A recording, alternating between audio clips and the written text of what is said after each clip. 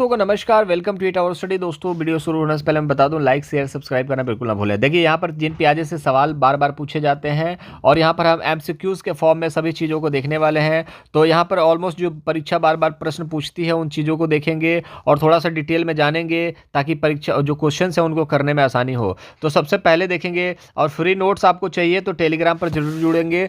Free notes अगर चाहिए, free notes की बात कर रहा हूं मैं, अगर फ्री में नोट्स चाहिए जो आपको परीक्षा में काफ़ी हेल्प करेगी, परीक्षा निकालने को लेकर के सीटेट यूपीटेट जो भी है उसको निकालने के लिए आपको नोट्स तो चाहिए। क्योंकि जो चीज़ देखोगे वो अगर पीडीएफ फॉर्म में आपके पास होगा तो आप रिवीजन करोगे, आपको बार बार नोट्स बनाने की जरूरत नहीं होगी। जमाने के हिसाब से चेंज होना होता है, खुद को जमाने के हिसाब से अगर चेंज करोगे तो चीज़ें समझ में आएंगी। अगर वही घिसी पिटी चीज़ें करते रहोगे, देखिए एक चीज़ को 10 बार लिखोगे तो समझ में आता, अच्छी बात है लिखिएगा, लेकिन इतने बड़े बड़े नोट्स को बार बार लिखना अच्छी बात नहीं है। ठीक है, दिवस याद कर सकते हो, पक्षियों नाम याद कर सकते हो, बहुत सारी चीजें ऐसी हैं जिनको आप याद कर सकते हो, बार बार लिख करके याद कर सकते हो, टेबल याद कर सकते हो, लेकिन इतने बड़े बड़े सिद्धांत आप देख करके नहीं, आपको इसमें मेमोराइज करना पड़ेगा। सारी चीजें पीडीएफ के माध्यम से मिलेंगी, टेलीग्राम पर डिस्क्रिप्शन बॉक्स में लिंक है। चलिए स्टार्ट कर देते हैं। यहां पर संज्ञानात्मक विकास का सिद्धांत क्या है, व्हाट इज जीन पियाजे थ्योरी ऑफ कन्वीनियंट डेवलपमेंट। ठीक है, अब यहां पर देखेंगे जीन पियाजे जो प्रश्न बार बार पूछा जाता है वो कहां के थे, तो जो जीन पियाजे थे वो स्विट्जरलैंड के थे।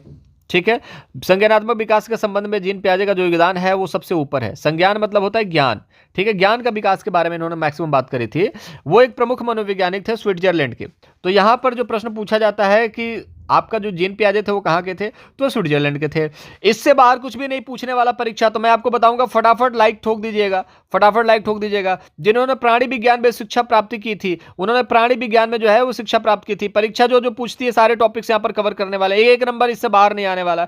इनकी रुचि यह जानने की थी कि बालकों में बुद्धि का विकास किस ढंग से होता है। इसके लिए उन्होंने स्वयं के बच्चों पर, इसलिए इनकी आलोचना होती है, कोई भी अपने स्वयं के बच्चों पर किसी भी तरीके का इंटरफेस नहीं करता है, किसी भी तरीके का प्रैक्टिकल नहीं करता है। इन्होंने अपने बच्चों को ही एक तरीके से देखा जाए खोज का विषय बनाया, बच्चों पर ही इन्होंने एक्सपेरिमेंट कर डाले। इन्होंने कहा कि जैसे जैसे बच्चों की उम्र बढ़ती है वैसे वैसे बुद्धि का विकास होता है। बिल्कुल राइट बात है, जैसे जैसे बच्चा बड़ा होता है उसका बुद्धि बढ़ती है। 2 साल का बच्चा जब 4 साल का होता है तो 2 साल से ज्यादा अच्छा काम करने लगता है। तो बुद्धि का विकास उम्र के साथ होती है। अब यहां पर देखेंगे कुछ और पॉइंट्स के बारे में। यहां पर एमसीक्यूज भी करने वाले हैं, तो घबराना बिल्कुल नहीं है, सारे एमसीक्यूज करेंगे, चीजों को बिल्कुल तरीके से समझने की कोशिश करेंगे। ठीक है, पहले जो होता है बच्चा जो है सरल चीजों को सीखता है, बिल्कुल समझने की कोशिश कीजिएगा। इन्होंने कहा कि जो बच्चा जो होता है पहले सरल चीजों को सीखता है, आसान चीजों को सीखता है। मतलब पहले चलना सीखता है, फिर उसके बाद साइकिल चलाना सीखता है, फिर वो बाइक चलाना सीखता है, फिर वो कार चलाना सीखता है, फिर वो जहाज भी चला देता है। ठीक है ना, फिर उसके बाद दुनिया को भी चलाता है वो। फिर जैसे जैसे जैसे उसकी उम्र बढ़ती है, अनुभव बढ़ता जाता है, फिर वो कठिन चीजों को सीखने लगता है। इस अध्ययन के परिणाम से उन्होंने जिन विचारों का प्रतिपादन किया, जिन पियाजे के मानसिक और संज्ञानात्मक विकास के लिए परीक्षा मानसिक विकास का भी प्रश्न पूछ देता है, तो यहां पर जो आंसर होगा आपका जिन पियाजे ही होगा। तो संज्ञानात्मक विकास के सिद्धांत, मानसिक विकास के सिद्धांत को हम लोग जिन पियाजे के नाम से जानते हैं, जिन्होंने इसको प्रतिपादित किया। नेक्स्ट बढ़ेंगे, इसको शेयर भी करते रहेंगे, इस वीडियो को शेयर भी करेंगे आप लोग। संज्ञानात्मक विकास को परिभाषित करने से पहले इन्होंने यह परीक्षण सर्वप्रथम अपने बच्चों पर किया और इनकी अवस्थाओं में हुए परिवर्तनों को समझा, इसलिए इनको अवस्थाओं का सिद्धांत कहते हैं। अवस्थाओं का सिद्धांत किसको कहते हैं, जीन पियाजे। तो जीन पियाजे अवस्थाओं का सिद्धांत, मानसिक विकास का सिद्धांत, संज्ञानात्मक विकास का सिद्धांत, जीन पियाजे। 1 नंबर यहां पर आपका फिक्स होने वाला है। फिर यहां पर आप इस पूरे वीडियो से कम 5 से 7 नंबर फिक्स करने वाले हो, तो बिल्कुल परेशान नहीं होना है, चीजों को समझते चलना। 4 अवस्थाएं दी थी इन्होंने, लेकिन उससे पहले हम उनके संज्ञानात्मक विकास की जो संकल्पनाएं हैं उसको देख लेते हैं। उन्होंने स्कीमा के बारे में बताया था, एसिमिलेशन आत्मसात करण के बारे में बताया था, समायोजन और साम्य धारणा के बारे में बताया था। तो देखेंगे ये सारी चीजें क्या होती हैं। देखिए स्कीमा बार बार पूछा जाता है और हर बार रिपीटेड प्रश्न होता है ये, और जो बार बार पूछ ही लिया जाता है। तो स्कीमा के बारे में जो यहां पर पूछा गया है उसके बारे में देखेंगे। स्कीमा से तात्पर्य क्या है, स्कीमा एक ऐसी मानसिक संरचना है जो व्यक्ति विशेष के मस्तिष्क में संरचनाओं को संगठित, जैसी एक तरीके से ऐसी मानसिक संरचना है जो आपके मस्तिष्क में होती है। ठीक है ना, संगठित जो सूचनाएं होती है ना उसको संगठित मतलब एकत्रित करती है और व्याख्या करने हेतु विद्यमान होती है। जैसे कि आपने एक उड़ती हुई चिड़िया को देखा, हमने बताया चिड़िया उड़ती है, फिर उसने उड़ती हुई एरोप्लेन को देखा, तो वहां पर जो व्याख्या करने लगता है कि ये चीज उड़ रहा है, क्या है ये तो चिड़िया है। तो ये सारी चीजें जो होती हैं वो स्कीमा होती है कि मतलब आपके अंदर एक ऐसी संरचना होती है जो व्यक्ति के मस्तिष्क में होती है। जैसे आपके मस्तिष्क में एक ऐसी संरचना है जो सूचनाओं को इकट्ठित करेगी और उसके बारे में व्याख्या करने लगेगी कि ये क्या है, क्यों है, कैसे है, ये होती है स्कीमा। ठीक है, साधारण से जटिल की तरफ बढ़ता है ये। पहले आपने चिड़िया को देखा, उसको सीखा, फिर आपने यहां पर एरोप्लेन को देखा। तो पहले चीजें जो आपके आसपास हैं, जो दिख जाती है आसानी से, जो चीजें सीखी जाती हैं आसानी से, तो साधारण चीजों और उसके बाद जटिल। पियाजे के अनुसार स्कीमा को संशोधित व समायोजित करने में दो प्रकार की जो दो प्रक्रियाओं की भूमिका महत्वपूर्ण होती है। देखिए, स्कीमा को संशोधित भी किया जा सकता है, समायोजित भी किया जा सकता है। उसमें दो प्रक्रियाएं जो होती है वो महत्वपूर्ण होती हैं। अब इसको देखेंगे। जैसे आपके दिमाग में हमने बताया कि चिड़िया उड़ती है, आपने एरोप्लेन देखा, आपको लगा एरोप्लेन भी उड़ता है। ठीक है, तो एरोप्लेन को भी चिड़िया आपने समझ रखा है, लेकिन यहां पर आपको यहां पर संशोधित करना पड़ेगा, यहां पर चीजों को बदलना पड़ेगा, यहां पर सुधार करने की जरूरत है। तो सुधार करने के लिए क्या होता है? पहला आत्मसातकरण। ये परीक्षा बार बार पूछती है, आत्मसातकरण, जिसको एसिमिलेशन। यह एक ऐसी प्रक्रिया है जिसमें बालक समस्या के समाधान से पूर्व सीखी गई मानसिक प्रक्रियाओं का सहारा लेता है। ठीक है, तो समस्या के समाधान से पूर्व मानसिक प्रक्रियाओं का सहारा लेता है। तो यहां पर जब समस्या का समाधान होगा तो अपने दिमाग का यहां पर इस्तेमाल करता है, उसको आत्मसात करना। जैसे कि आप आत्मसात कर रहे हैं किसी चीज को लेकर के, कहां कमी रह गई, तो अपने आप से कहीं ना कहीं वो मानसिक प्रक्रियाओं का सहारा लेता है, उसको यहां पर बोला जाता है बालक की जो समस्या के समाधान के लिए, तो वो होता है आत्मसातकरण। ठीक है ना। यहां पर देखेंगे दूसरा समायोजन। समायोजन क्या होता है? किसी चीज के विषय में बॉन्डिंग बना लेना। इस प्रक्रिया के अंतर्गत बालक अपनी योजनाएं, संप्रत्यय, व्यवहार आदि में परिवर्तन लाकर नए वातावरण के साथ अनुकूलन करने लगता है। ठीक है, तो वातावरण में क्या करना होता है? आपको वातावरण के साथ सामंजस्य बिठा लेना पड़ता है। एक परीक्षा बार बार पूछा जाता है, डी बराबर एच ई, हेरिडिटी और इन्वायरमेंट। हेरिडिटी आपका जेनेटिक, अगर आपका जेनेटिक से कुछ गुण मिलते हैं और वातावरण भी उस तरीके का मिलता है तो आपका विकास बहुत अच्छा होता है। तो मानेंगे व्यवहार जो है, संप्रत्यय जो है, यहां पर जिसको कॉन्सेप्ट भी बोलेंगे, यहां पर आप बात करेंगे योजनाओं को, इनमें परिवर्तन जैसे ही आता है, अनुकूलन अपने वातावरण के साथ, नए वातावरण के साथ ही अपना अनुकूलन करने लगता है। तो समायोजन, वातावरण के साथ यहां पर समायोजन बिठा लेता है ये। ठीक है, अपने व्यवहार में, योजना में और संप्रत्यय में। इनकी चार अवस्थाएं कुछ इस प्रकार है और इससे बहुत ज्यादा प्रश्न, 2 से 3 प्रश्न यहां से निपटा दिए जाते हैं। जब बालक सीखा होगा तो सारी चीजें कर लेगा। ठीक है, संज्ञानात्मक विकास के 4 अवस्थाएं हैं यहां पर, जिसमें एक पहली है इंद्रिय जनित गामक अवस्था, जिसको संवेदी पेशीय कहते हैं, जो 0 से 2 वर्ष तक के लिए होते हैं। इसके बारे में थोड़ा सा बात करेंगे। पूर्व संक्रियात्मक अवस्था जो 2 से 7 वर्ष तक के लिए होती है। मूर्त होती है, जिसमें चीजें हमें दिखती हैं, साक्षात दिखती हैं, जैसे मूर्ति साक्षात दिख रही है। अमूर्त, उसके बाद अमूर्त होती है, जो औपचारिक संक्रियात्मक अवस्था उसको बोला जाता है। तो मूर्त के बाद अमूर्त याद रखेंगे, और अमूर्त को बोलते हैं औपचारिक और मूर्त को बोलते हैं अनौपचारिक। ठीक है ना। ठीक है, जिसमें आपको अमूर्त है, अमूर्त में अनौपचारिक हो जाएगा और मूर्त में औपचारिक हो जाएगा। ये आपके कुछ इस तरीके से पॉइंट थे। चीजें समझ में आ रही होंगी तो दोस्तों के साथ शेयर करेंगे, लाइक जरूर करेंगे और सब्सक्राइब जरूर कीजिएगा चैनल, अगर वीडियो पसंद आ रहा हो, क्योंकि इसी तरीके की आपकी वीडियोस जो परीक्षा में पूछी जाती है वो बार बार यहाँ पर अपलोड की जाती है, जिनसे आपका जो तैयारी है वो अच्छा हो सके। देखिए, जन्म के समय शिशु का वह जगत के प्रति अनभिज्ञ होता है। बिल्कुल, जब शिशु जो होता है वो जन्म लेता है तो वो विश्व में क्या हो रहा है उसके बारे में अनभिज्ञ होता है, नादान होता है, जानता नहीं है। धीरे धीरे से आयु के साथ अपनी संवेदनाएं और शारीरिक क्रियाओं के माध्यम से बाहरी जगत का ज्ञान ग्रहण करता है। 3 महीने के बाद उसको पता चलने लगता है ये मम्मी है। ठीक है, फिर उसके बाद धीरे धीरे बड़ा होने लगता है, फिर वो बोलने लगता है, टीवी देखने लगेगा, मोबाइल देखने लगेगा, घूमने लगेगा, हंसना बोलना सब स्टार्ट करने लगता है, रिएक्शन देना स्टार्ट करने लगता है। वह वस्तु को देख करके, सुनकर, स्पर्श, गंध के द्वारा, स्वाद के माध्यम से ग्रहण करना स्टार्ट कर देता है। बिल्कुल खाना खाना, उसको अगर तीखा लगेगा बिल्कुल मुंह हटा लेना, इन सभी चीजों के बारे में वो देखता रहता है। छोटे छोटे शब्दों को बोलना स्टार्ट कर देता है। 0 से 2 साल का बच्चे की बात हो रही है। इंद्रिय गामक अवस्था के बारे में, परिचितों का मुस्कान के साथ स्वागत करता है। बिल्कुल जब भी कोई परिचित आएगा या तो बिल्कुल देखेगा, या तो रोएगा, या तो मुस्कान देगा। ठीक है, अपरिचितों को देख करके बिल्कुल अपरिचित को देख करके वो प्रदर्शन करता है, मतलब रोता रहता है। ठीक है, तो परिचितों को देखेगा तो मुस्कुराएगा, अपरिचित को देख लेगा। आप भी देखते होंगे अपरिचित, कभी एक समय अपरिचित फिल्म काफी आती थी। ठीक है, तो अपरिचितों को देख करके वो बिल्कुल नाराज हो जाता है, प्रदर्शन करने लगता है, रोने लगता है। ठीक है, अपने परिचितों की तरफ भागने लगता है। दूसरा जो ऑप्शन आता है वो आपका पूर्व संक्रियात्मक, जो 2 से 7 वर्ष तक के लिए, बहुत मोस्ट इंपॉर्टेंट, बार बार परीक्षा यहां से प्रश्न उठाती है, पूछती है। इस अवस्था में जो दूसरों के संपर्क में खिलौने के अनुकरण से, यहां पर देखिएगा, खिलौने से अनुकरण के माध्यम से सीखता है। खिलौने से सीखता है बच्चा जो होगा, साइकिल होगा, साइकिल चलाना सीखेगा।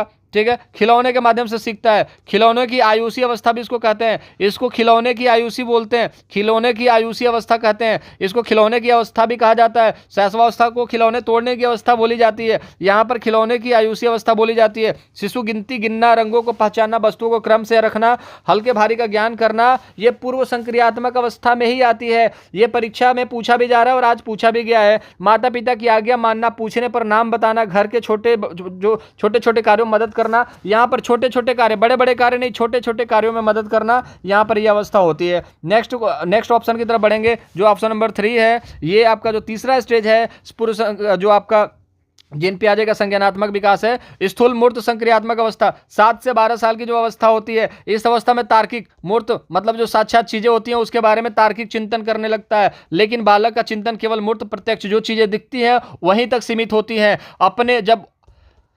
मैं अपने सामने उपस्थित दो वस्तुओं के बीच तुलना, अंतर करना, समानता असमानता ये करना सीख जाता है। बिल्कुल, दो चीज़ों के बारे में सीख जाएगा कि ये पापा हैं, ये पापा के दोस्त हैं, इसमें अंतर करना सीख जाता है और अच्छी तरीके से अंतर करना सीख जाता है। पापा के अंदर क्या अच्छे गुण है, इनके अंदर, मेरे पापा के दोस्त के पास क्या अच्छे गुण है। तो यहाँ पर तार्किक चिंतन करना लग जाता है। लेकिन वही चीज़ें जो दिखती हैं, चंद्रमा और सूरज में वहाँ पर अंतर करने लगेगा। चंद्रमा गर्मी देती है, सूरज शीतलता देता है। चंद्रमा जो होता है सूरज के प्रकाश से चमकता है। इन सभी चीज़ों के बारे में उसको कुछ भी नॉलेज नहीं होती, लेकिन अंतर करता है कि सूरज जो होता है दिन में उगता है, चंद्रमा जो होता है रात में निकलता है। ठीक है, तो यहां पर इसलिए मूर्त चिंतन की अवस्था के नाम से भी जाना जाता है। चीजें समझ में आ रही होंगी तो लाइक ठोकेंगे और चैनल को सब्सक्राइब करेंगे।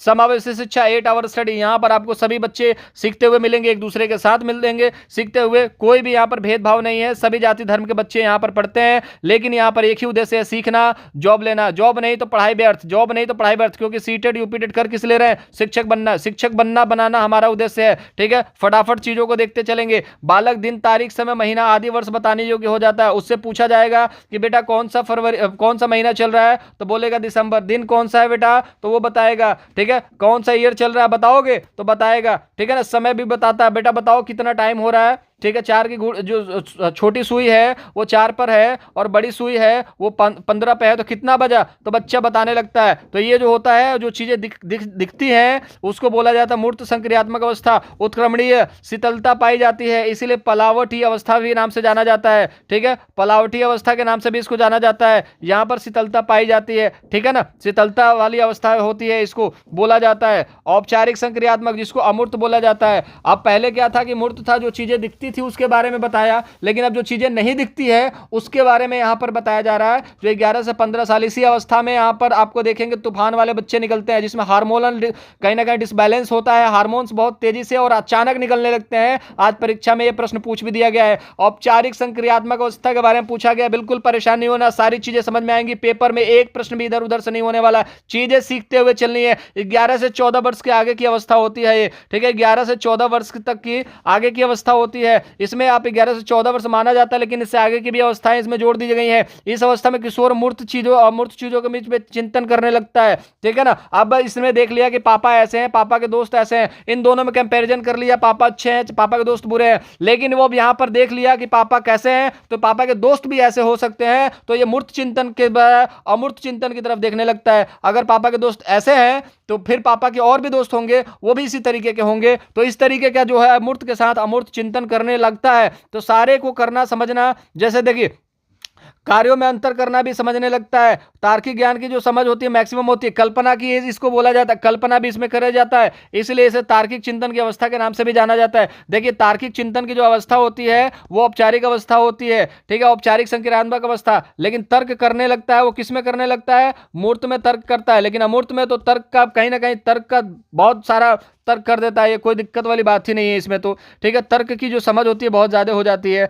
अब जीन पियाजे की आत्मीयकरण, समंजन, संतुलन व स्कीमा ऐसे नवीन शब्दों का प्रयोग शिक्षा के क्षेत्र में महत्वपूर्ण योगदान देते हैं। तो आप इस चीज को याद रखेंगे, जहां पर भी आत्मीयकरण, समंजन, संतुलन और स्कीमा शब्द दिखते हैं, ये आपके ऑप्शन होंगे। अगर चारों में से एक ऑप्शन नहीं देता है, चारों के अलावा एक ऑप्शन अलग होता है, तो वो आपका आंसर करेंगे, क्योंकि ऐसे नए शब्दों का प्रयोग कर शिक्षा के क्षेत्र में उन्होंने महत्वपूर्ण योगदान दिया है। स्कीमा बता ही दिया आपको, बार बार प्रश्न पूछा जाता है। दिमाग में कुछ ऐसी डिवाइस होती है आपके, ऑलमोस्ट कुछ ऐसा होता है जो चीज़ों को आप देखते हो, उसके बाद उसके व्याख्यान करने लगते हो। बहुत शानदार सा आपको तरीका बताया जा रहा है चीज़ों को याद करने के लिए। तो घबराना बिल्कुल नहीं है, परीक्षा यही प्रश्न पूछती है, पूछा यही जाता है बार बार। अभी हम लोग एमसीक्यूज भी करने वाले हैं। बिल्कुल इन्हीं प्रश्नों से रिलेटेड यहाँ पर सारे सवाल जो होंगे वहां पर हम पूछे जाएंगे। सारे जो थ्योरी हम पढ़ रहे हैं इसका पीडीएफ आपको टेलीग्राम पर मिलेगा, परेशान नहीं होना, डिस्क्रिप्शन बॉक्स में लिंक है। संज्ञानात्मक विकास के सिद्धांत की शिक्षा, और चैनल को सब्सक्राइब करते रहेंगे। संज्ञानात्मक विकास के सिद्धांत की शिक्षा में कुछ उपयोगिता है जो परीक्षा बार बार पूछती है,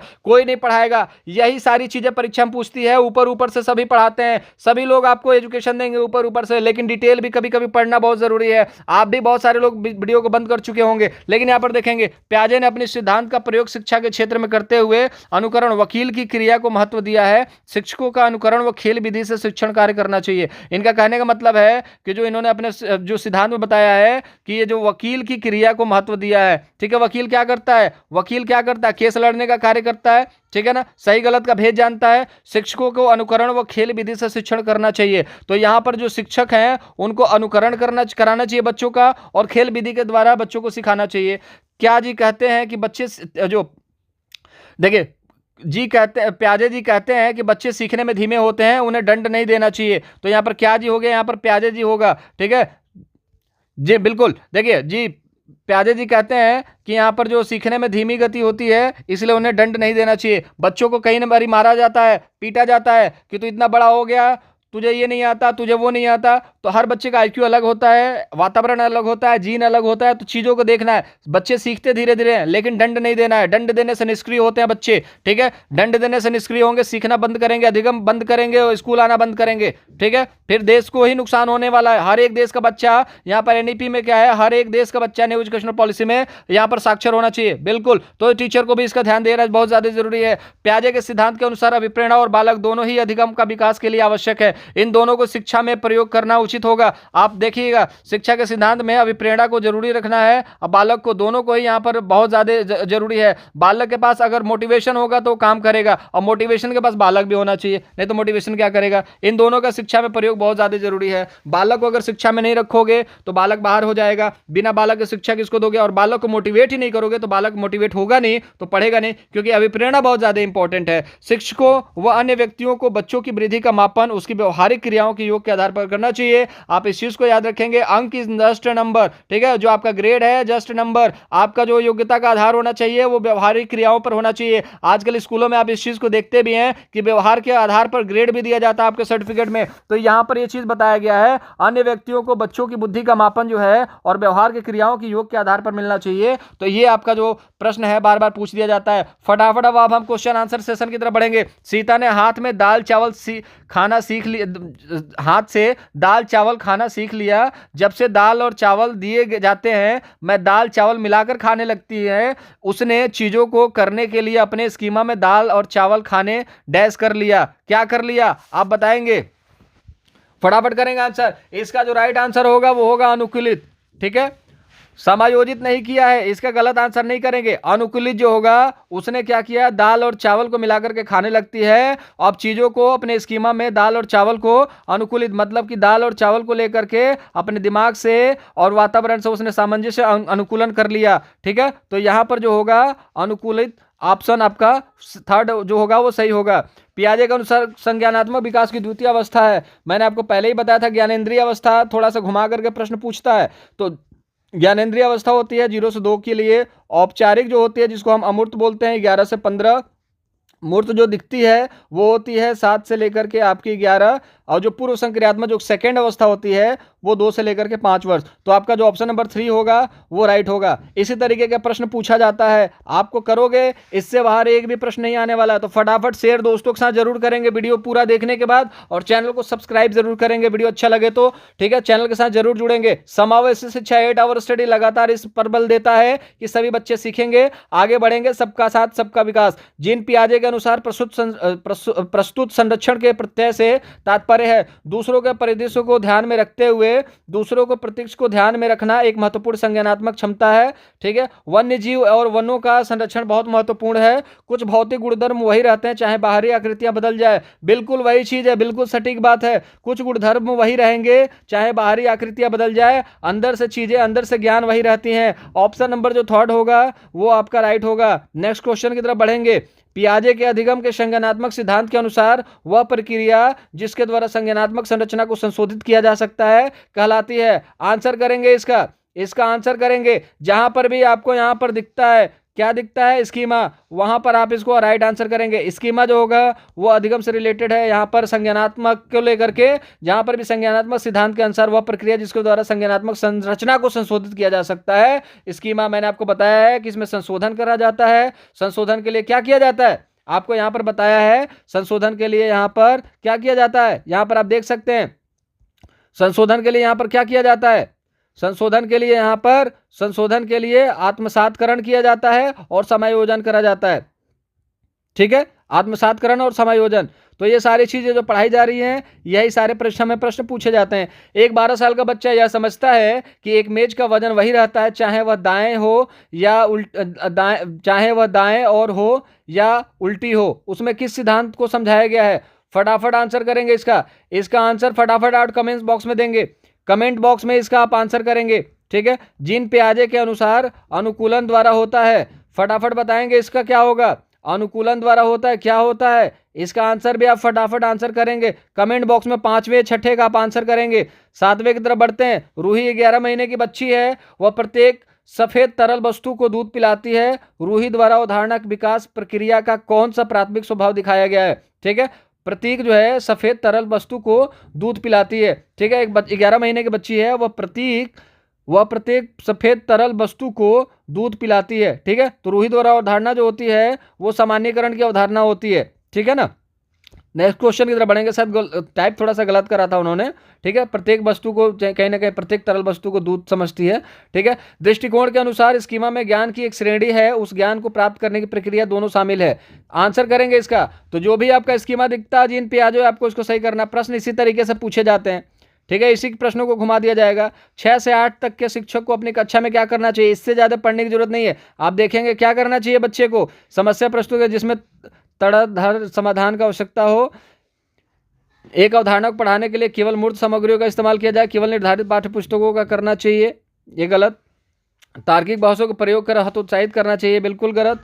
ठीक है, तो ऐसी समस्या प्रस्तुत करनी चाहिए जिससे जो लड़का हो समाधान की आवश्यकता होती है। ठीक है ना, तो यहाँ पर ऑप्शन नंबर फर्स्ट जो होगा, ऐसी समस्या प्रस्तुत करनी चाहिए जिसमें तड़काधर समाधान की आवश्यकता होती है। ठीक है ना, यहाँ पर समस्या और ऐसा समाधान आपको देना ही पड़ेगा। जीन पियाजे के संज्ञानात्मक विकास के सिद्धांत की पूर्व संक्रियात्मक अवस्था की आयु जो होती है वो 2 से 7 वर्ष होती है, मैंने बताया। ये इंद्रियगामक है आपका, ये होगा आपका जो आपकी जो 4 से 11 वर्ष की तो कोई होती ही नहीं है, 7 से 12 वर्ष की भी कोई नहीं होती है, 2 से 7 वर्ष तक की होती है। ठीक है, नेक्स्ट देखेंगे। अब ये आपका क्लास यहां पर फिनिश होता है। ये एमसीक्यूज हैं, बाकी चैनल पर बहुत सारे एमसीक्यूज कराए जाते हैं सीटेट से रिलेटेड, यूपीटेट से रिलेटेड, तो चैनल के साथ जुड़ेंगे, उनसे रिलेटेड सारे एमसीक्यूज यहां पर करा दिए जाएंगे। ये एक शॉर्ट वीडियो था जिसमें आपको चीजें सीखने को मिली कि परीक्षा में जीन पियाजे से क्या क्या पूछता है। बाकी इनका जो लेवल है वो बहुत ब्रॉड है, प्रश्न बहुत सारे हैं, लेकिन इन्हीं प्रश्नों को घुमा फिरा करके बार बार पूछे जाते हैं। बाकी और भी प्रश्न हैं जो एमसीक्यूज फॉर्म में मिलेंगे चैनल पर। चैनल को सब्सक्राइब करके चैनल के साथ जुड़े। पीडीएफ मटेरियल के लिए आप डिस्क्रिप्शन बॉक्स में लिंक है टेलीग्राम का, वहां पर जाकर जुड़ेंगे तो आपको इसका पीडीएफ भी पूरा मिल जाएगा जो यहां पर पढ़ाया गया है। इससे आप रिवीजन कर सकते हैं। अपना बहुत ज्यादा ख्याल रखें। तैयारी के लिए best of luck. Take yourself, bye bye.